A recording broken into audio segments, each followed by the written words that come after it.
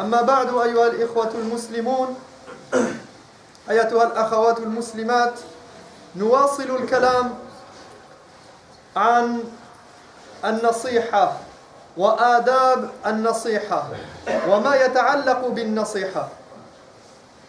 وقد قلنا إن أول أدب في النصيحة قلنا حسن النية. Mes chers frères et sœurs, je reprends donc le sujet que j'avais abordé la semaine dernière qui concerne an-nasiha, donc ici dans le sens du conseil et du fait de conseiller les gens, d'apporter son soutien, son aide dans les idées, pour réformer quelque chose, pour changer un acte, conseiller quelqu'un pour qu'il change. Et la première règle et la première condition que j'avais évoquée lorsque l'on veut conseiller, évidemment, c'est l'intention. Avoir une bonne intention derrière cet acte. أن تكون النصيحة لوجه الله ولقصد إصلاح الحال. Conseiller dans le seul but de plaire à Dieu et pour arranger une situation ou aider quelqu'un. Et non pas pour l'enfoncer, non pas pour enfoncer l'autre, pour le rabaisser, ou pour montrer sa force, ou étaler ses connaissances. والنصيحة أيها الإخوة ليست فرحا على أخطاء الآخرين. Conseiller, ce n'est pas l'occasion de se réjouir de la faute de quelqu'un d'autre. Parce que parfois il y a des gens qui viennent conseiller et dès qu'ils voient dès qu'ils voient que tu as fait une erreur, c'est l'occasion. Enfin il a fait une erreur, je vais pouvoir lui parler. Enfin il a fait une erreur, je vais montrer qui je suis. كان هناك طلاب علم يقص لنا هذا أحد مشايخنا مع أستاذهم أحد المشايخ. وأحد الطلبة قال للأستاذ سائلا عن أحد العلماء الذي قد قال آنذاك كلمة أخطأ فيها خطأ شنيعا قد يحكم عليها بأنها كلمة كفر مع سعة علمي. Un jour, des étudiants en sciences religieuses étaient avec un de leurs professeurs, un cheikh, et c'était dans une université islamique, et un des étudiants interrogea le professeur au sujet d'un savant qui à cette époque, c'est récent, dans l'époque récente, eh bien, il avait prononcé une parole qui avait choqué un bon nombre de ses confrères, car elle était très grave venant de quelqu'un comme lui. Et au point qu'on pouvait même considérer que c'est une parole de mécréance. Et pourtant c'était un savant. فقال الطالب للشيخ ألا ترى هذا العالم قال كذا وكذا وهذا الطالب يريد التوبيخ والتعيير وينتظر من الشيخ أن يرد بقوة وأن يقول هذا ليس بعالم وهذا كذا Donc l'étudiant demanda au cheikh, dans une discussion entre un élève et son professeur, que dites-vous de ce que vient de dire tel et tel savant?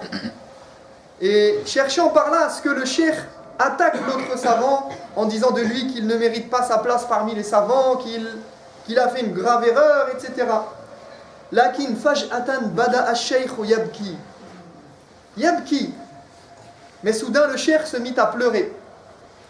فعندما سئل عن سبب بكائه أجاب. Et lorsqu'on lui demanda pour quelle raison il pleurait, il dit هذه الكلمة شنيعة بشعة خرجت من فم من نعرف منه أو أنه شيخ كبير من كبار أهل العلم فما بالك بأخطائنا نحن ونحن أقل علما وتقوى منه. Il dit c'est une parole très grave qui a été prononcée par un très grand savant dont nous connaissons la valeur. Alors si ceci peut provenir de quelqu'un comme lui, que dire de nos fautes à nous qui sommes bien moins savants que lui et bien moins pieux? فالنصيحة أيها الإخوة ليست مسألة أن تكون فرحا مسرورا بأن وجدت وأظهرت أخطاء الآخرين. Conseiller quelqu'un ne doit donc pas être une occasion de se réjouir de voir quelqu'un tomber dans l'erreur, d'avoir trouvé des erreurs chez quelqu'un. عن معاذ بن جبل قال قال رسول الله صلى الله عليه وسلم من عير أخاه بذنب لم يمت حتى يعمله. وإن كان بعض أهل العلم يعني يرون أن هذا الحديث ضعيف، لكن علماء آخرون صححوا هذا الحديث وحسنه يعني.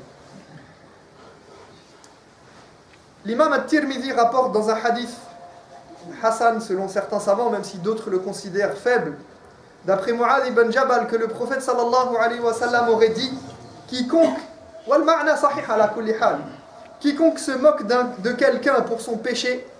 Donc si tu trouves quelqu'un en train de pécher, en train de faire une erreur, et que tu te moques de lui pour cette erreur, eh bien il dit ne mourra pas sans qu'Allah ne lui ait fait faire ce même péché. Tu te moques de quelqu'un parce qu'il a commis un péché et tu t'en réjouis, il se peut que tu finisses toi aussi par le faire, ou pire encore. La tuzhiri shamatata li akhik fayu'afiyahu Allah wa yabtalik. Ne te réjouis pas de voir ton frère commettre des erreurs où tu risques qu'Allah l'en sauve et qu'il t'éprouve à sa place. Donc toi tu te moques de quelqu'un pour ses erreurs, ses fautes, eh bien il se peut qu'Allah te mette à sa place. Qu'il le sauve lui, qu'il le sorte de cette situation et que toi tu tombes dans la même erreur.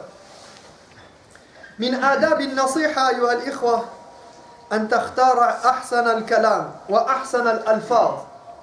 Lorsque tu conseilles, que tu dois adresser ton conseil à quelqu'un, choisis bien tes mots.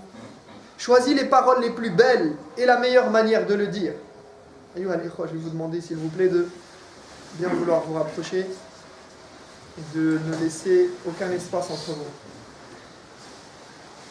Choisis la meilleure manière de le dire et pas la peine d'aller chercher très loin parce que parfois on enjolive et on embellit les choses pour les étrangers, mais dès qu'il s'agit de la famille, alors là, hadith wala haraj.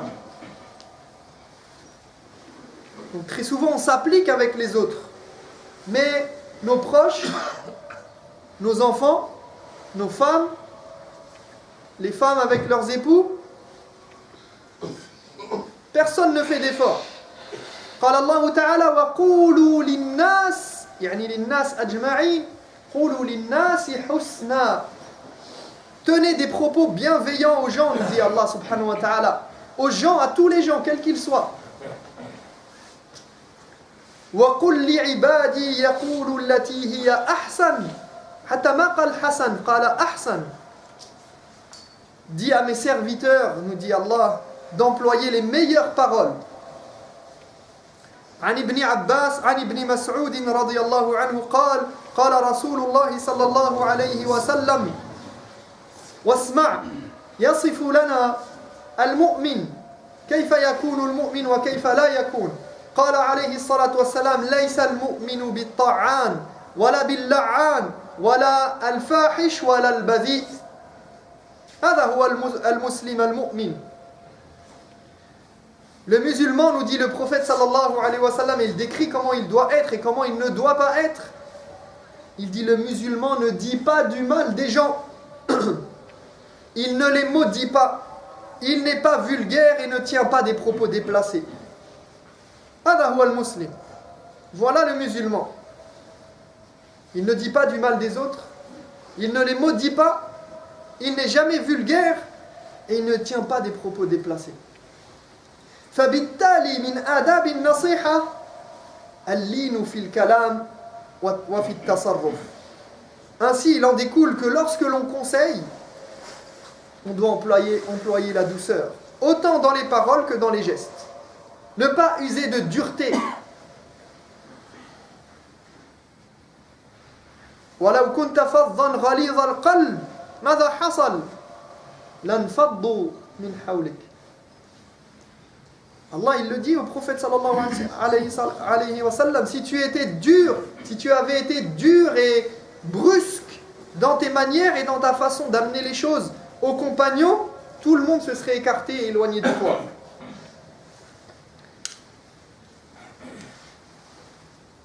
عن أنس رضي الله عنه وتعرفون هذه القصة هي مشهورة معروفة أن أعرابيا بال في المسجد فقام إليه بعض القوم فقال رسول الله صلى الله عليه وسلم ما دام بدأ دعوه ولا تزرموه.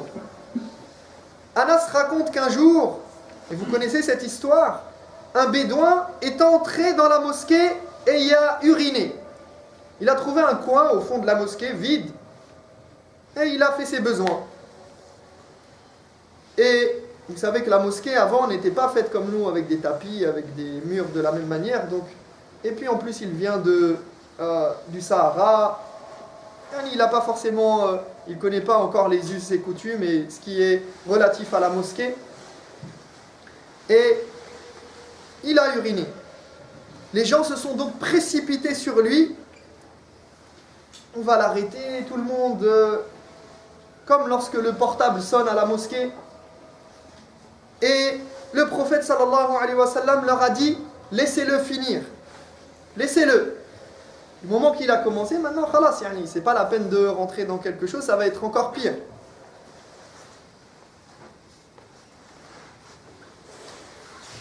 قال فلما فرغ دعا بدلو من ماء فصبه عليه. Lorsqu'il eut terminé, le prophète sallallahu alayhi wa sallam demanda qu'on amène un seau d'eau, puis le versa dessus. Tout simplement, sans heurts, sans problème, sans aggraver la situation. Khalas, il l'a fait, il l'a fait. Dans une autre riwaya, قال إن هذه المساجد لا تصلح لشيء من هذا البول ولا القدر إنما هي لذكر الله عز وجل والصلاة وقراءة القرآن. Dans la version de Muslim, il s'adresse à ce bédouin après et il lui dit les mosquées ne sont pas faites pour y faire ses besoins, mais pour mentionner le nom d'Allah, faire la prière et lire le Coran. Donc il vient, il lui enseigne. عند البخاري أهرقوا على بوله ذنوبا من ماء فإنما بعثتم ميسرين ولم تبعثوا معسرين. Dans une autre version, il dit versez simplement sur l'urine un seau d'eau, car vous avez été envoyés pour rendre les choses faciles, non pas pour les rendre difficiles.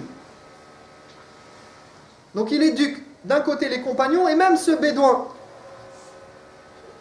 Et même à la fin, le bédouin dira que, ou c'est dans une autre version, que il dit, non c'était pour une autre histoire où quelqu'un est venu, il a prié, il y a quelqu'un qui a éternué dans la prière et la personne lui a dit Yarhamukallah. Dans la prière, il a dit Yarhamukallah. Et les compagnons ont commencé à lui dire. Et il a continué à parler, il a dit qu'est-ce qu'il y a? Il ne connaissait pas ces règles. Et après la prière, les gens ont commencé à vouloir lui dire mais qu'est-ce que tu fais? On ne doit pas parler et tout. Et le prophète sallallahu alayhi wa sallam, encore une fois, il a apaisé les choses et il a simplement dit non, ça, la prière, c'est pas fait pour parler comme on a l'habitude de discuter, c'est pour faire du zikr, pour faire réciter le Coran, etc. Et il dira après, le prophète alayhi wa sallam m'a enseigné de la meilleure des manières et il ne m'a pas brusqué et c'est pour ça qu'après il fera dua d'ailleurs il dira Allahumma arham Muhammad wa la tarham haoula. Il dira Allah, il va faire une invocation et il va dire oh Allah, fais miséricorde à Muhammad et ne fais pas miséricorde à ces gens-là. Et le prophète alayhi wa sallam de dire hajjarta wasi'a, tu as rendu quelque chose qui est très vaste et très large, la miséricorde d'Allah, très petite. Tu l'as restreinte. Pourquoi? Dis Allahumma arhamhum, khalas.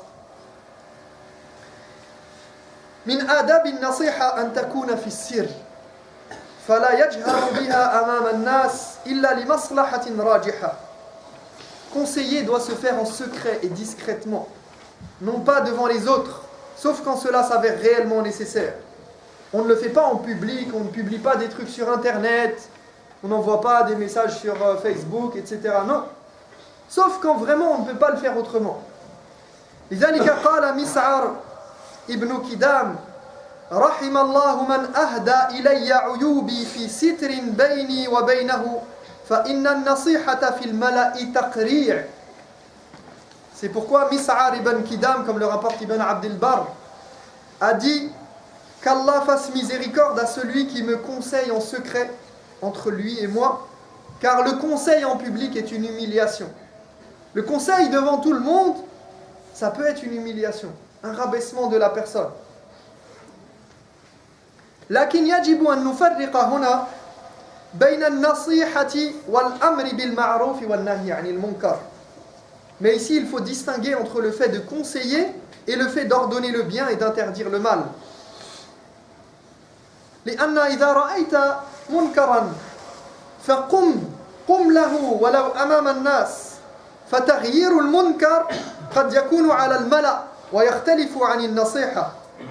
Car si tu vois quelqu'un faire quelque chose de mal, et bien sûr en respectant les conditions et les règles relatives au fait de changer un mal et d'ordonner le bien et d'interdire le mal, et que tu es donc en mesure de l'en empêcher, eh bien fais-le, même si c'est en public.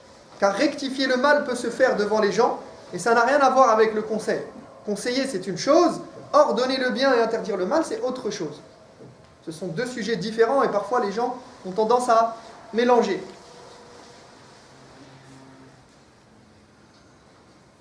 كذلك لا تغضب على من لم يقبل النصيحة ولا تجادله. النصيحة ليست نقاشا أو مجادلة،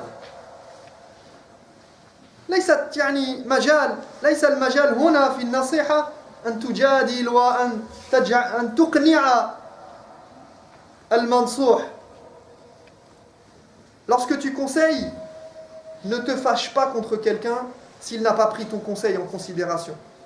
Et ne débat pas avec lui. Le conseil, ce n'est pas de débattre et de chercher à coincer la personne. C'est juste un conseil.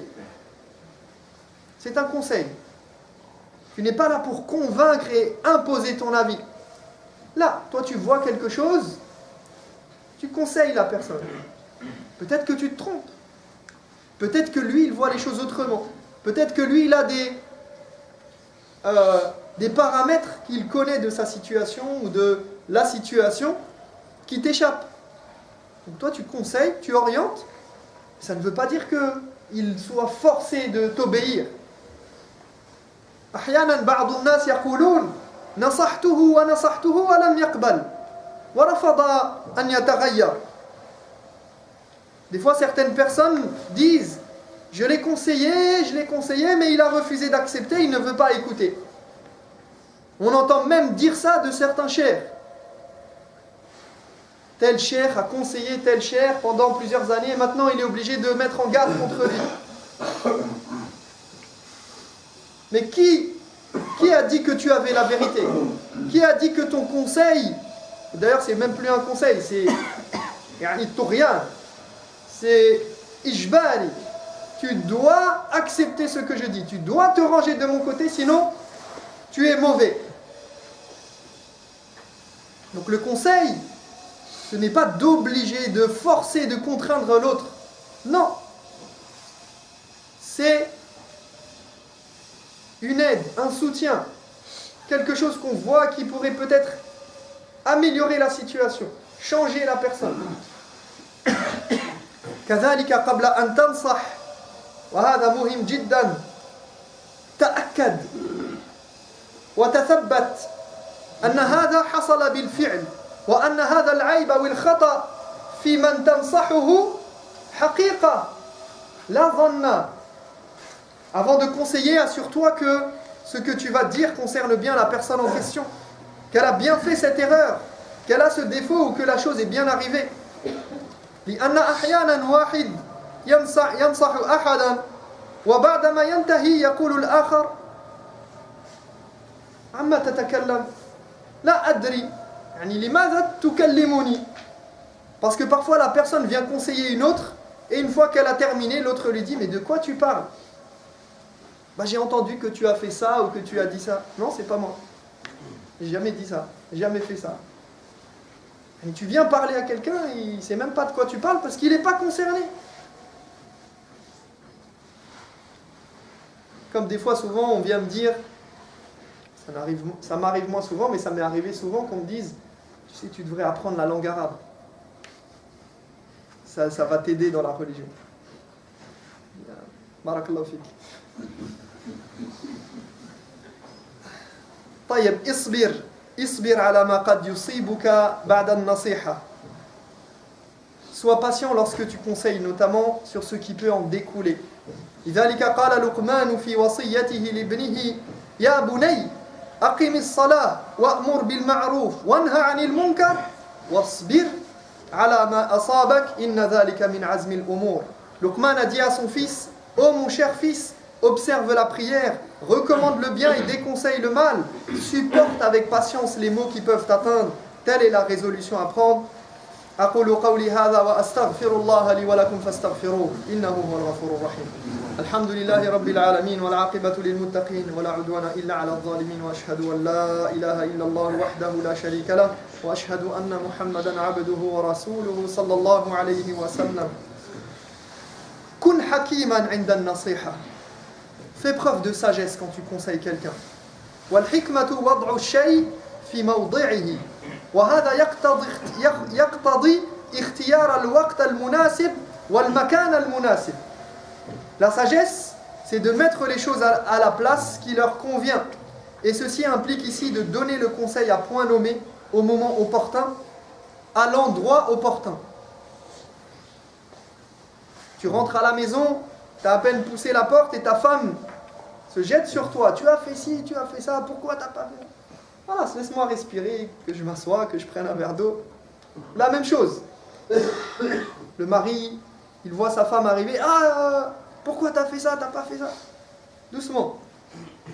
Le bon moment, c'est peut-être pas le moment opportun. C'est peut-être pas l'endroit opportun. Tu croises quelqu'un que tu n'as pas vu depuis très longtemps et il te voit. Ah, au fait, je voulais te dire, tu as fait ça ou tu devrais faire ça. Direct. Sans aucune introduction ni précaution. فَلِلنَّصِيحَةِ وَقْتٌ مُنَاسِبٌ وَمَكَانٌ مُنَاسِبٌ. Pour conseiller, il faut choisir le bon moment et le bon endroit. كَذَلِكَ مِنْ فِقْهِ النَّصِيحَةِ مُرَاعَاةِ الْأَوْلَوِيَّاتِ. Aussi, il est important de considérer les priorités. Dans ta famille, il y a peut-être plusieurs problèmes à régler, des choses qui ne vont pas. Choisis les choses une à une, déjà, et commence par la plus importante. Si quelqu'un ne fait pas la prière, tu ne le conseilles pas sur sa manière de s'habiller, par exemple.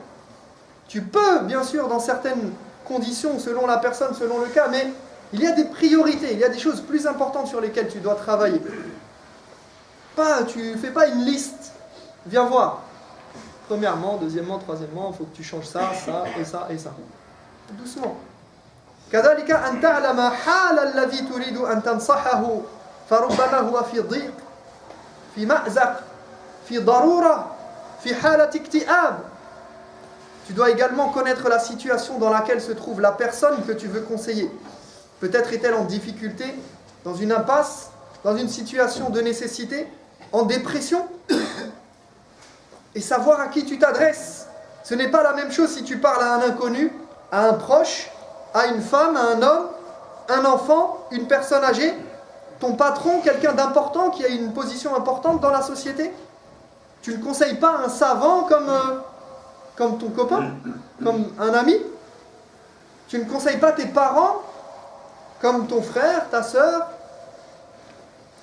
ومن الحكمة كذلك ألا تؤدي نصيحتك إلى مفسدة أعظم. La sagesse implique en outre que le conseil que l'on donne n'entraînera pas un mal plus grand. Des fois, il arrive que tu conseilles quelqu'un et ça ne fait qu'empirer les choses. Il te dit, si c'est comme ça, j'arrête tout. Toi, tu es venu pour... tu t'es dit, tiens, je vais l'aider à avancer ou je vais lui faire quelque chose et je vais le conseiller sur telle et telle chose. et ça le met dans une situation où il n'était pas prêt à entendre ça, ou bien, et tu empires les choses. Donc il faut faire très attention à ça. وهناك كثير من الأمور يعني تتعلق بالنصيحة، ولكن كل هذه الحكم تتلخص في كلمة واحدة في القرآن. قال تعالى: فذكر إن نفعت الذكرى. فذكر إن نفعت الذكرى. إذا كانت النصيحة مفيدة فذكر. إن نفعت، إذا نفعت فذكر.